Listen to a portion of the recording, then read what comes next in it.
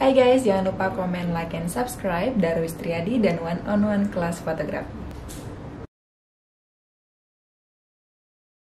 Halo guys, hari ini gue kolaborasi bincang-bincang dengan Mas Darwis.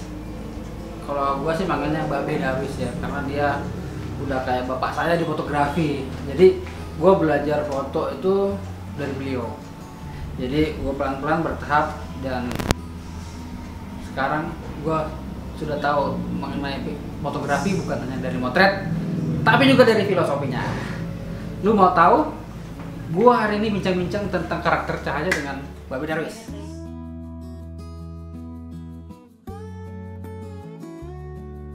Gue hari ini lihat Babe ilmunya banyak banget hari ini teman-teman. Wah, memang benar-benar legend of the photography Babe ini. Legend. Jadi hari ini gue langsung lihat YouTube Darwis Triadi Channel. Lu teman-teman harus subscribe. Hari ini gue pertama banget nih 101 kelas lihat Babe Darwis dengan channel YouTube-nya. Teman-teman jangan lupa ya subscribe, like, dan komen. Oh, bukan subscribe 101 dong. Oh iya, makasih.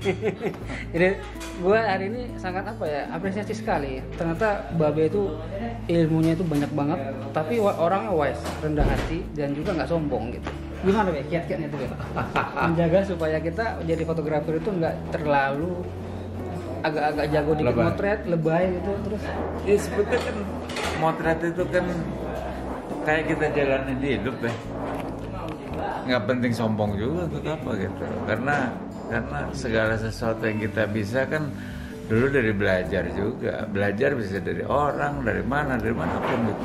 Jadi pada saat kita bisa ya sebetulnya bisa kita nih kalau di dalam fotografi itu kan sekarang aja. Kalau nanti kita nggak nyoba-nyoba lagi ya jadi bodoh lagi. Jadi ya sebetulnya di dalam fotografi itu terus belajar, ngingetin lagi, belajar lagi gitu. Jadi dan kalau bisa explore ya, ditemukan hal-hal yang tidak biasa gitu. Karena sebetulnya kan begini, seorang fotografer pada akhirnya dia harus mencari segala sesuatu yang hanya dia yang punya. Nah, itu harus explore ya. Karena kalau kita hanya ngikut seperti apalagi standar teori, akhirnya nggak akan mengalami satu kondisi di mana bahwa fotografi itu menjadi sesuatu yang menarik ya untuk dieksplor. Karena kan kalau buat saya fotografi itu kan never ending story ya. Jadi terus kita cari, kita dapet ini, cerita ini, cari lagi, cerita ini, cari lagi, dan itulah yang menarik. Dan yang satu hal yang paling penting adalah jangan pernah bahwa kita ini merasa paling bisa semuanya, karena belum tentu. Kalau kita nggak belajar ya selesai lagi gitu. Dan fotografi itu kan bukan hanya satu bidang, bukan satu hal, kompleksnya. Kita udah lihat kan tadi ya, terus tak gitu, dan itulah mencari gitu. Jadi improvisasi itu sangat buat saya sangat penting sekali gitu. Jadi pemahaman belajar fotografi itu bukan hanya mengerti atau menghafal cahaya, enggak, harus paham ya. Karena bukan harus dimengerti, bukan harus diapalin juga, Karena tiap situasi beda-beda cahaya, betul, beda-beda. karena bukan sejarah. Kalau sejarah diapalin kita apa gitu. Tapi kalau ini kan enggak, kita harus paham. Nah, begitu kita paham, nah akhirnya kita terus mencari, oh ini begini. Karena kita sudah paham esensinya gitu. Seperti itu. Jadi teman-teman kita harus tahu nih, fotografi itu adalah filosofinya adalah hidup. Kalau dari Babe 101 dari sederhana. Ya, jadi kalau gue sih waktu gue belajar dulu, gue ikutin Babe ini. Dia belajar melihat, ada judulnya melihat dan merasakan cahaya Be ya. ya. Nah, di situ gue belajar fotografi. Jadi dulu gue nggak tahu nih cahaya gimana sih ngelihatnya, nggak tahu. Tapi setelah ngikutin Babe ini, gue jadi tahu nih, oh cahayanya yang waktu pas matahari datang dari sini, oh hasilnya begini. Jadi bener-bener sebenarnya teori fotografi itu cahaya. Nah, untuk menguasai itu Be, kita harus belajar apa dulu Be? Pertama banget Be. Kenapa? Untuk belajar bisa membaca cahaya itu, kita harus belajar apa dulu nih? Ya, sebetulnya kan belajar fotografi itu kan dari cahaya yang natural kan, dari matahari dulu kan. Dari matahari itu kita pelajarin sifat dan karakter matahari itu seperti apa. Kalau pagi apa, siang apa, agak sore apa. Nah, begitu kita masuk ke dalam studio, pada akhirnya kita paham gitu loh. Ternyata studio itu ya mungkin ini nggak ada di buku atau di mana, informasi itu nggak pernah ada karena saya mencari. Ternyata studio lighting itu sebetulnya mengadopsi karakter matahari. Makanya cuma ada softbox, payung, standar reflektor atau orang bilang piece-off ya, pokoknya yang tajam lah. Jadi istilahnya lembut, agak keras sama keras. Itu sebetulnya kayak sifat matahari kan. Pagi lembut, agak mulai sebelum jam 12 itu agak keras, nanti jam 12 masuk jam 1, jam 2 itu keras, nanti begitu jam 3, jam 4 agak keras, jam 5, jam 6 lembut lagi. Jadi kayak life cycle ya. Nah, itu masuk dalam konsep-konsep karakter di dalam studio. Nah, itulah yang kita harus kita pahami. Makanya saya selalu bilang, belajarlah lighting karakter. Tapi di dalam teori fotografi kan ada istilah 3 point light lah segala macam. Sebetulnya itu boleh, itu sebagai basic ya. Saya nggak ngelarang karena kurikulum saya juga masuk itu. Cuman pengembangannya kita harus paham, karena itu hanya untuk belajar di dalam basic. Begitu kita masuk ke advance, lighting karakter harus kita pahamin. Sama dengan kayak begini, kita belajar apapun lah, belajar masak kan misalnya bikin nasi goreng, bawang merahnya 2 biji, ini segala macam gitu kan. Tapi begitu kita udah mau jadi chef, masa ngitung gitu kan enggak.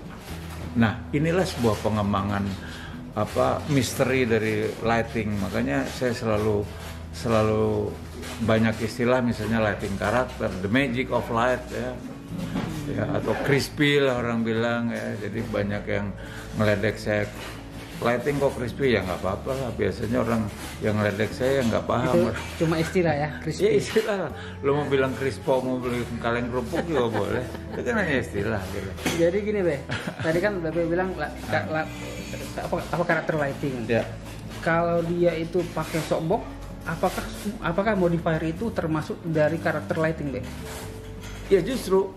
Jadi kalau saya bilangnya aksesoris ya.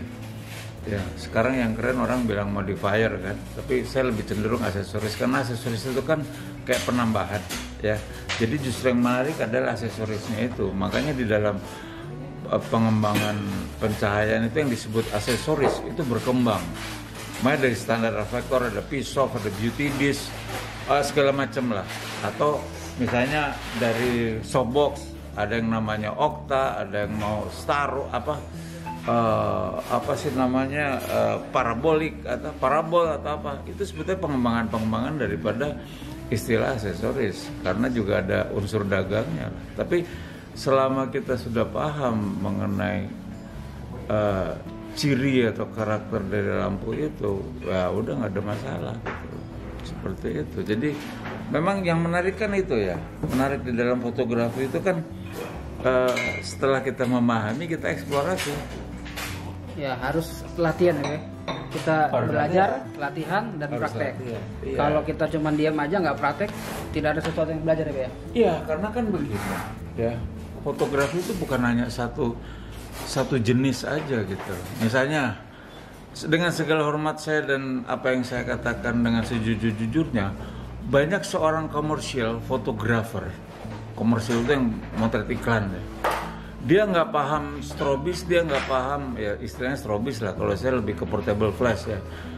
Dia kadang nggak paham juga mengenai penggunaan cahaya-cahaya yang bukan studio, yang flash kodok itu yang gue bilang. Kenapa? Karena dia begitu pas masuk ke dalam fotografi, bisnis fotografi yang dikerjakan hanya studio.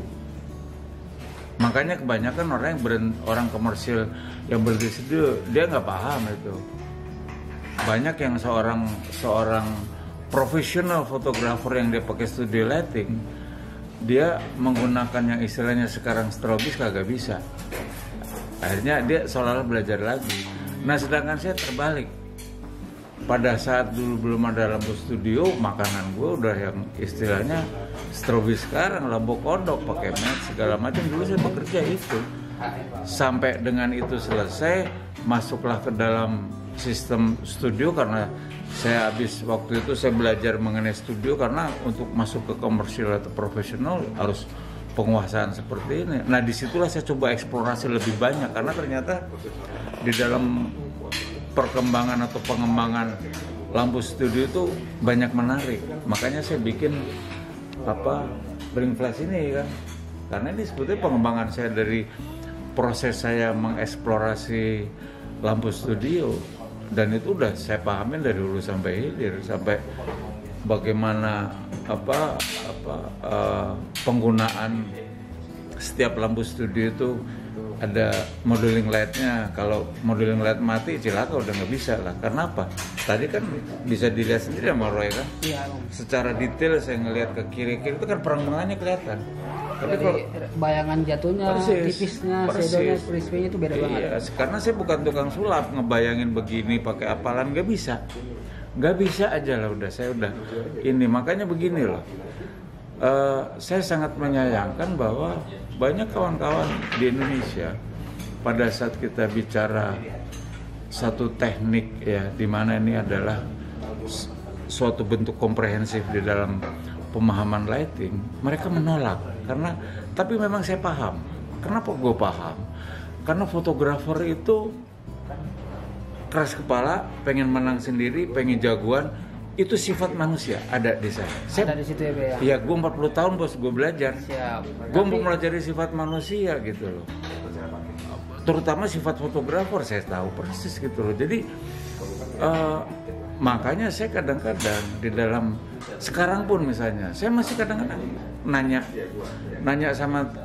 sama murid-murid saya misalnya, kalau lu cari lensa misalnya atau Samyang tuh bagus nggak? Karena saya nggak pernah pakai. Saya tanya, oh bagus begini. Oh, jadi saya bayangkan, oh ada lensa. Jadi saya bertanya juga, nggak ada malunya saya nanya. Karena kita juga belajar dari yang muda ya, Be. Iya. Jadi gitu teman-teman, itu belajar, latihan, dan rasain bedanya antara lighting karakter yang crispy dan juga harus dulu belajar karakter itu dari modifiernya, Be, ya. Dari modifiernya, aksesorisnya.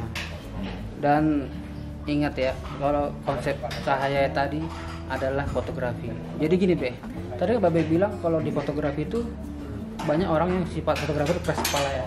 Tapi kalau aku pernah nonton channel Babe katanya, kalau lu jadi seorang fotografer itu harus mempunyai jiwa kepemimpinan. Bener, Be, ya? Leadership ya. Jadi untuk apa, Be, leadership itu, Be? Sebetulnya kan gini, leadership itu kan sebuah penguasaan ya.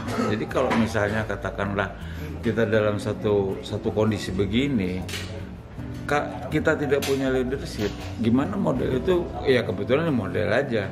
Coba misalnya yang ada yang gua foto ini ke presiden lah misalnya, atau pejabat. Kalau saya nggak punya jiwa leadership, susah. Ya, dalam level tertentu aja saya bisa menghandle. Tapi kalau kita punya leadership yang kuat, dalam segala level kita bisa handle, karena bukan kita udah nggak melihat lagi siapa dia, tapi bahwa dia adalah seseorang yang saya capture dan saya harus menghasilkan yang maksimal. Itu prinsipnya. Makanya seorang fotografer tuh multi talent harusnya. Dia seorang leadership, dia juga harus paham mengenai human psychology ya. Dia juga harus paham bagaimana dia berkomunikasi sama orang. Dia juga harus bisa menempatkan posisi yang tepat. Misalnya kayak gini. Misalnya ya, kalau ya saya sering dengar misalnya ada fotografer ketemu model yang baru belagu gitu. Tapi begitu ngeliat pejabat yang ini mungguk-mungguk, kalau gua enggak, semua sama gua. Karena mereka adalah bagian atau partner gua untuk menjadi satu kolaborasi yang bagus. Itu yang harus kita lakukan gitu loh. Karena ya sekali lagi saya banyak belajar mengenai itu, karena pada saat dulu saya banyak sekali belajar sama fotografer ya di luar ya, jelas yang sekarang mungkin udah kawakan semua, bahkan udah nggak ada juga. Jadi itu fotografer harus mempunyai sifat people skill ya, Pak. People skill iya. baik untuk sebagai seorang leadership dan juga sebagai seorang inspirasi ya. Iya, dan kalau bicara teknik udah nggak usah ngomongin teknik lagi, nggak usah kita bilang gue jago ini, udah jangan, karena pada saat kita mendeklar saya seorang profesional, ya pada saat itu skill kita harus sudah punya. Jadi lu bagus, skill nomor 100. Yang pertama adalah komunikasi, people skill, dan juga leadership kita ya Be ya, untuk fotografer. Ya, ada pesan Be buat teman-teman Be supaya jadi seorang fotografer yang tangguh? Iya, oke. Ya, buat teman-teman fotografer semua, saya hanya berpesan bahwa pertama adalah jangan pernah merasa kita paling bisa. Yang kedua adalah belajarlah terus di dalam pengembangan fotografi, karena fotografi itu tidak pernah akan selesai belajar. Gitu. Jadi semuanya proses hidup. Filosofi Babe ini gue ambil banget di semua kehidupan gue, bahwa fotografi itu adalah kehidupan. Mulai dari kita nggak punya kamera sampai punya kamera dan sampai belajar, itu semua proses ya Be ya. Ya, kita tanamkan itu. Oke Be, terima kasih sekali lagi bincang-bincang kita hari ini tentang karakter lighting. Sukses terus buat channel Darwis Triadi di YouTube. Teman-teman jangan lupa subscribe ya, tekan tombol merahnya. 010 101. Oke guys, sampai ketemu lagi, tombol subscribe-nya. Cus. Terima kasih telah menonton video ini. Sampai ketemu di judul yang berbeda. Tetap di channel 101 Class Fotografi.